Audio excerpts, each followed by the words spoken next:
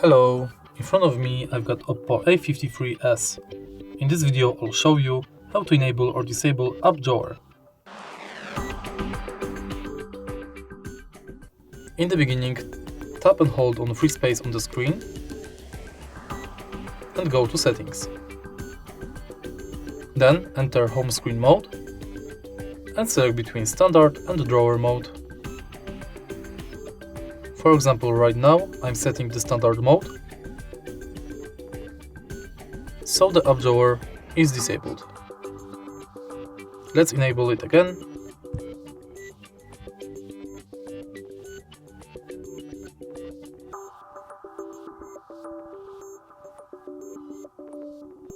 And as you can see, app drawer is enabled. If you find this video helpful, please leave like, comment and subscribe.